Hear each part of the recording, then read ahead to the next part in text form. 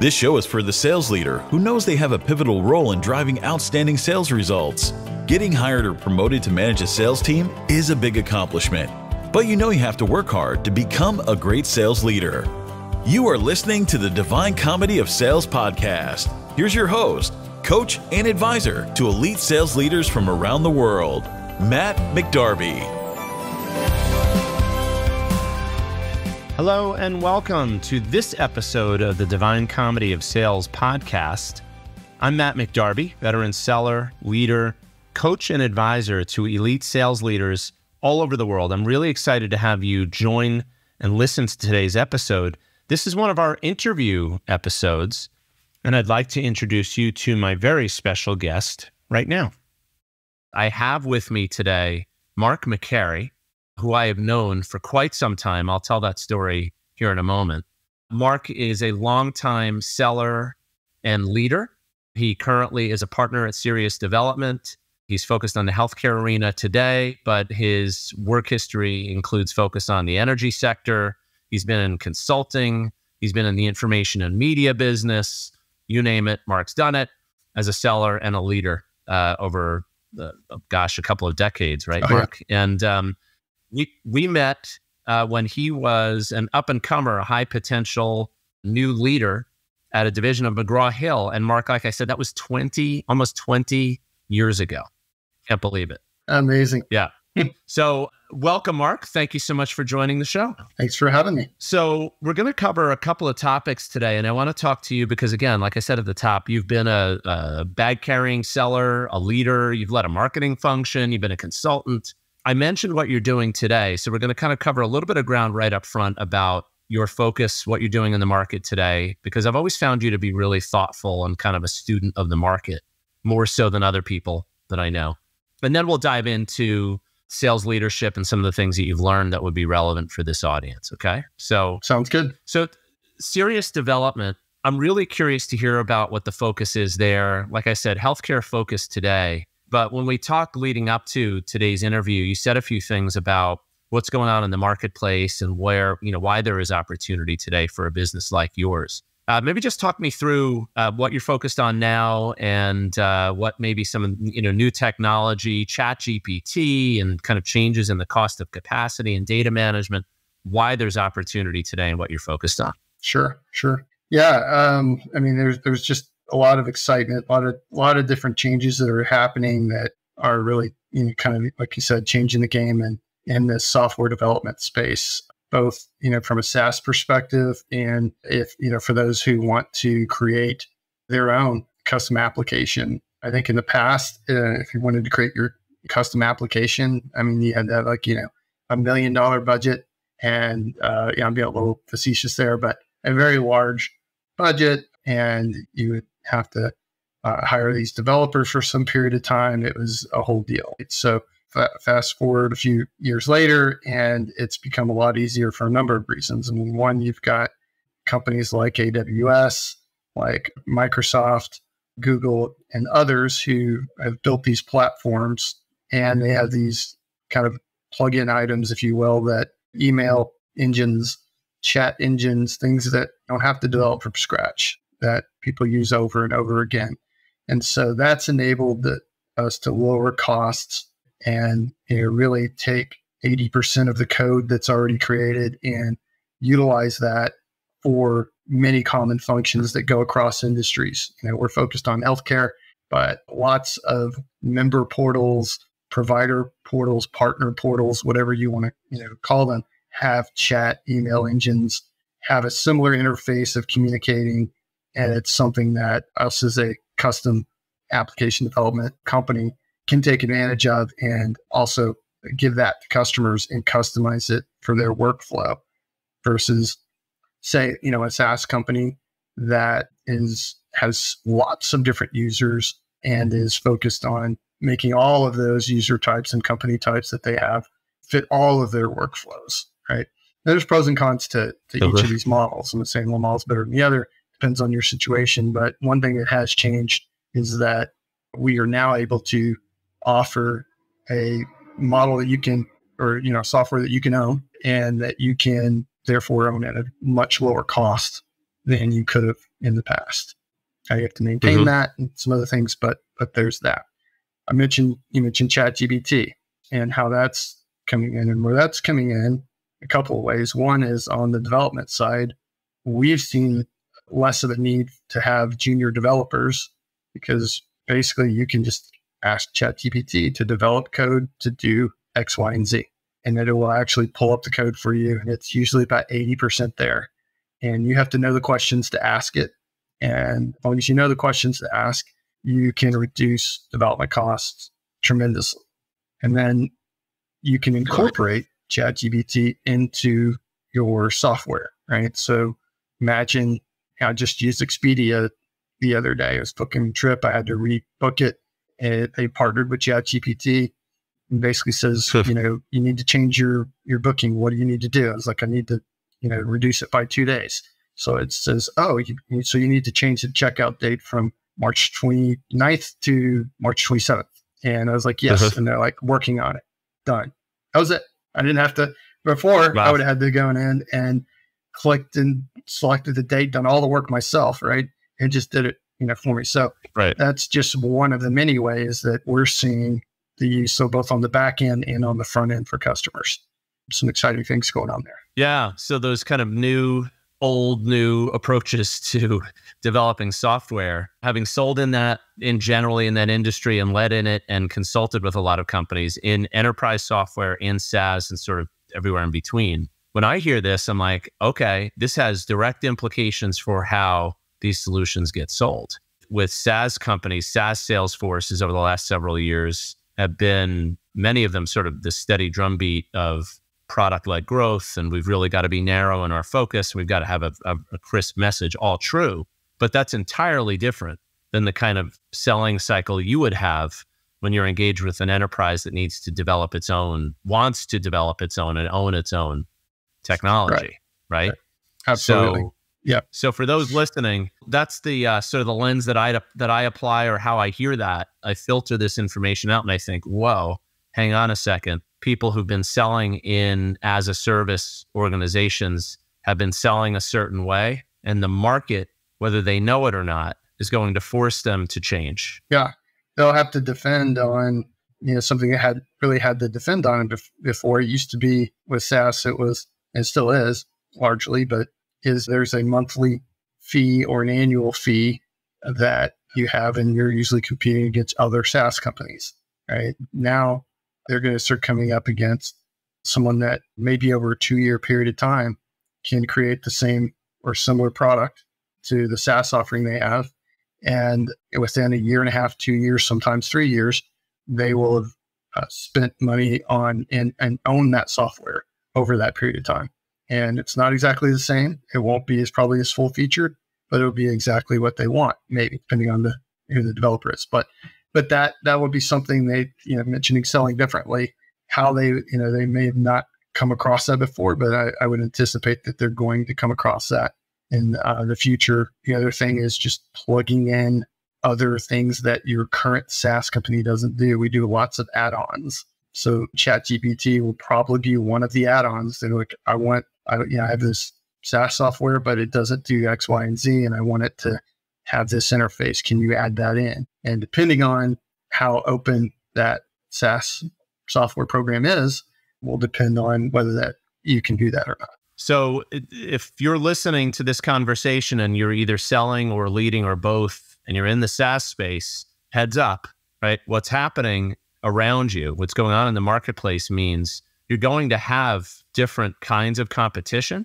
and different levels of sales capability that you have to contend with from a competitive standpoint. Probably a lot more to say about that, Mark. I might have you back just for a conversation just about that. But the rest for today, what I want to focus on is you've been a sales leader in several places and you have a really interesting perspective. So let me just dive into some of the things you've learned. So from the top, what would you say is the most important lesson you've learned so far about leading a sales team or a sales organization? Yeah, I mean, I really have to go back to a couple of key things. One is really proper call planning. Believe it or not, I think is one of the most important lessons I've learned and tried to pass on to my sales teams that I've seen really make a difference in having a high producing, effective sales team versus kind of a sales team that wings it a bit. And you've got these really high level performers who carry the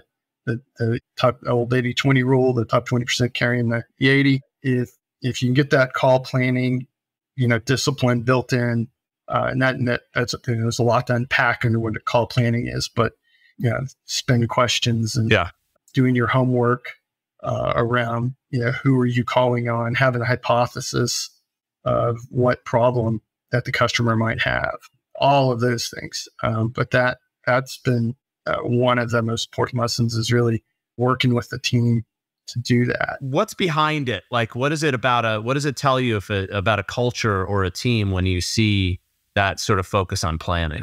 And there's different levels of this, right? I mean, at the high level, you've got kind of territory planning, looking at, how I'm looking at the year, and that's usually how we started out. We look at, let's look at the year ahead. I've got X number of customers. I've got, these prospects and target accounts that I want to go after, and thinking about how am I going to back into my number, and how am I going to reach that target growth number. So you start with that high level, and then, on a daily basis, as you go make calls, we had forms we developed and customized for every sales team I've ever had. And we usually jointly develop those with the sales managers that worked with me and or the sales, high performing salespeople. And we would go through and talk about what are the top 3 things that you need to know about your, the account that you're calling on, and generally focused on problem areas, whether they be common problem areas to that industry, or you just know there's certain things with that account because you dealt with them a while, or it's in the news, or it's a common issue. And then you develop questions around those things, and you develop a hypothesis on what the problem is, what the implications are, and obviously, what would happen if you were able to fix that, or help the customer fix that problem. So it's developing questions around that. We would talk about call planning, sit down with my rep for, hey, we're gonna do ride-alongs next week. Let's sit down, let's look at your call plan, go through it. And I think it was, helpful, and I heard this a ton of times, that it's helpful to have someone else looking at that with them and going through their call plan and saying, what about his question or that question? And I was lucky enough to have some great sales guys that I learned a lot from, and I would take what they did and I would apply it to the next rep who I was riding along with, and say, hey, Scott over here we used this call plan, we used these questions at accounts similar to yours, and I think it worked really well. Why don't we apply that here too? And that kind of sharing. So that's why I like call planning, because it's written down, it's planned, it's something you can use over and over again. Mm-hmm. So if I'm listening to this and I'm a leader, I might be like, okay, that's it's very specific, it's pretty tactical, but we're getting together and being thoughtful about our approach to developing relationships, developing needs, and frankly, getting customers out in the marketplace who are motivated to act, right? Who are taking action on our offering. But we're also, the other thing that you said that I want to pull out of this is that you're learning too as a leader. Like you're realizing, okay, there's a scenario that we're going to face often, and there's a set of questions, or there's areas that we need to be exploring that I'm not sure my other members of my team are thinking about. How do I take that and translate that into something of value for them? So that's what I'm hearing here. It's not just we have to have the discipline of planning, but as a leader, it sort of pays off dividends in a number of ways. We're spending the time together, we're collaborating. I'm also learning and finding ways to add value for other members of the team. And we're just being thoughtful together, right? Well, and if you really look at what a sales team is all about, and the sales leadership team is, how they're effective, it's building, it's one key area is building trust with your team. And I found this was another great vehicle for that, because you're planning together, you're looking at the account, you're getting your hands dirty. I mean, I've gone through lots of different sales management folks who worked with me, that some very hands-on, hands-off, and very strategic, and that's great. And there's a time to place for that. I also think that most of the sales teams that I've worked on, the sales guys want to see you get your hands dirty with them. And I find this is, again, a great mechanism for doing that, building that trust, building that relationship, and really learning about what these guys are actually doing every day and going on those ride-alongs with them and breaking down the call afterwards. I mean, we had a coaching sheet who, you developed with you, that we used after the call. This is the call objective. These are the questions. This is what we want to do. How did we do? Let's break it down.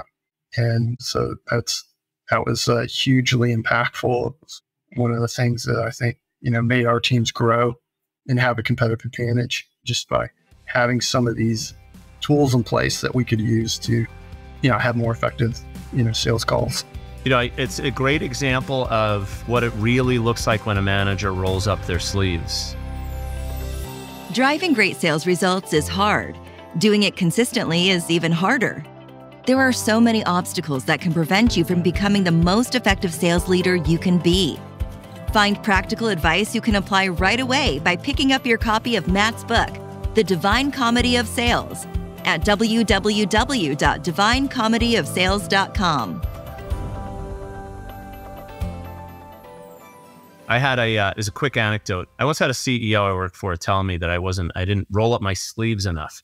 Meaning, well, I'll tell you what I think what he really meant. Meanwhile, I'm investing regularly in call planning, opportunity planning, account planning, like engaging, and then going out on calls and playing a role with salespeople.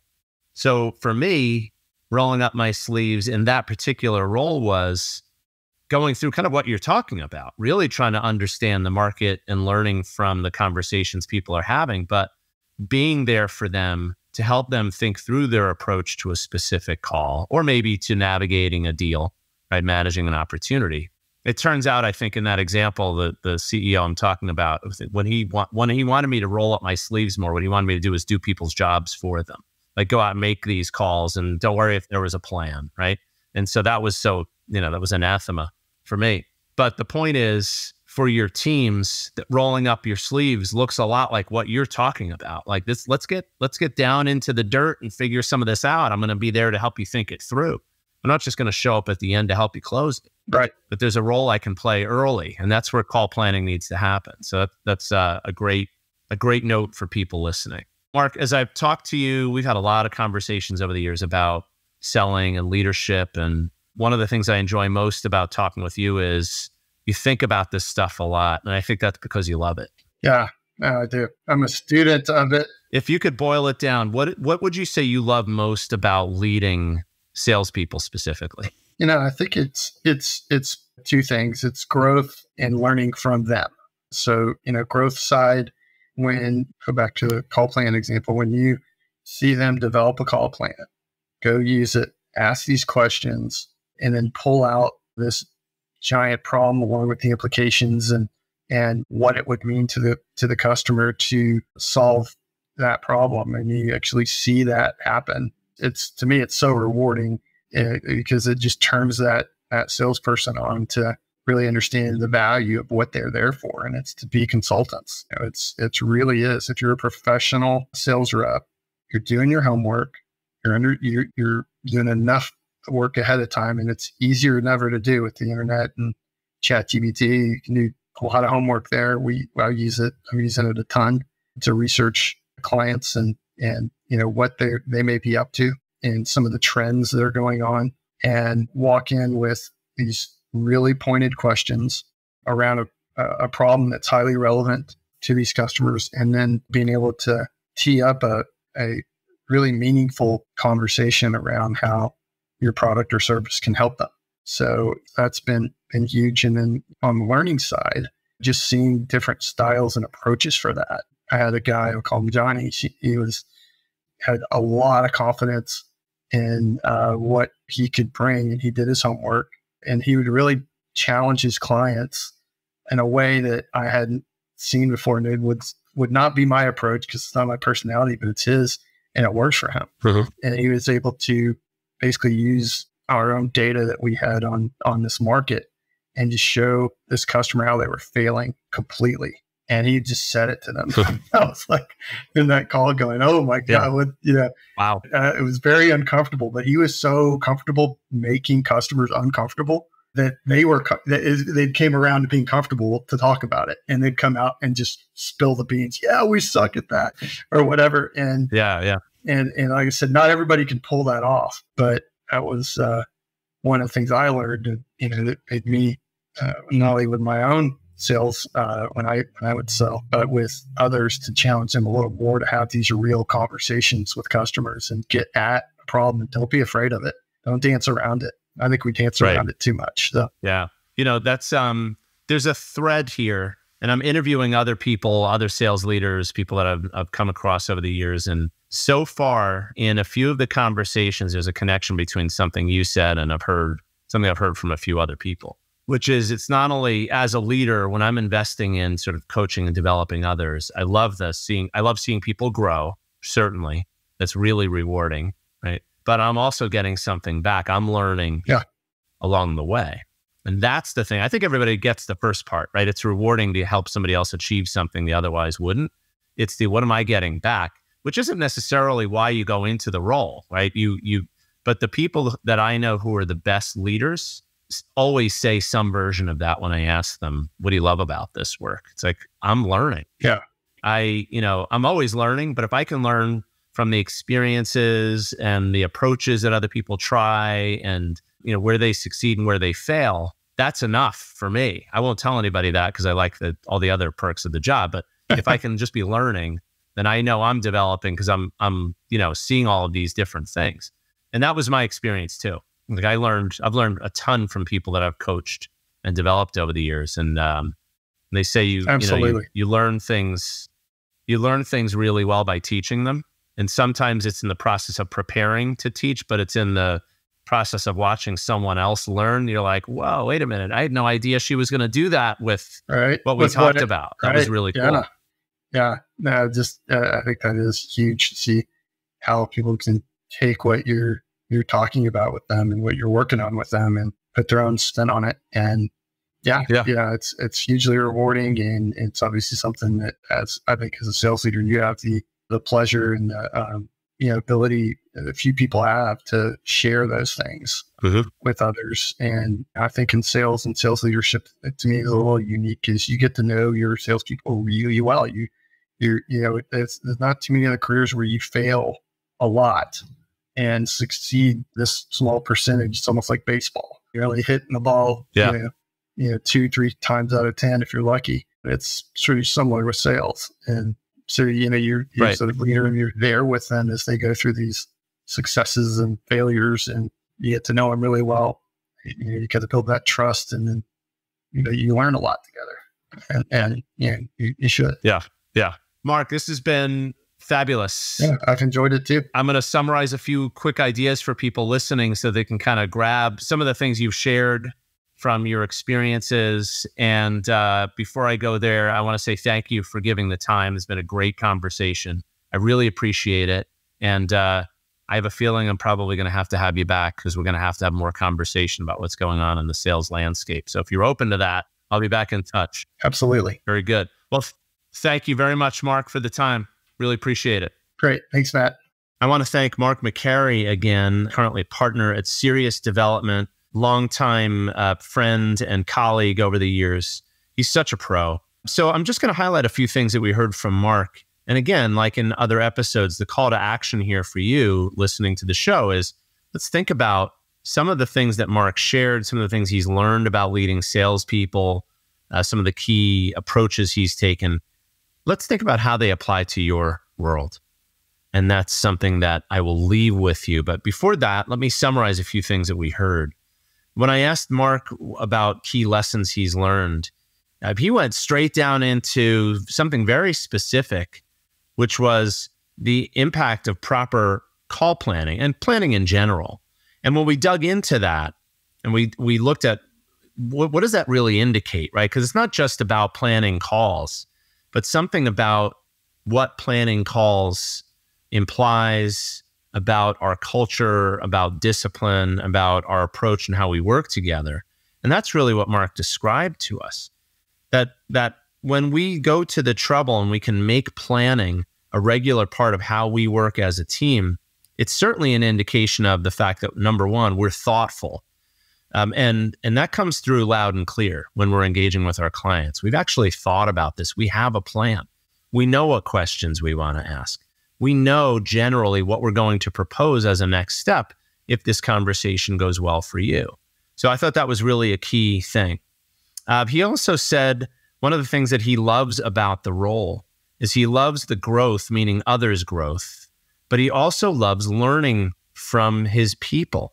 We've heard that before, right? There's a connection between what Mark said in a few of the other interviews that maybe you've already listened to or that are to be published that you'll hear soon, that great sales leaders are learning all the time. It's not a one-way street where they are teaching their people and they're not getting anything back. They're not learning. And to the contrary, in Mark's case, right? He's like, I learn from my people every day. And I know for a fact, having observed him in many different scenarios over the years, that he takes that learning and he applies it, right? So he's gotten progressively better and better over the years and more effective as a leader and as a seller based on what he's learned.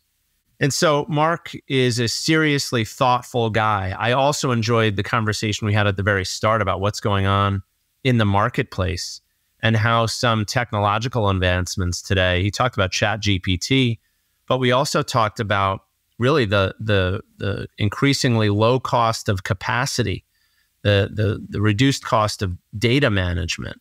So companies that maybe have been considering as a service offerings for the last few years can finally look very seriously and handle investments into building their own software, very specific to their environment.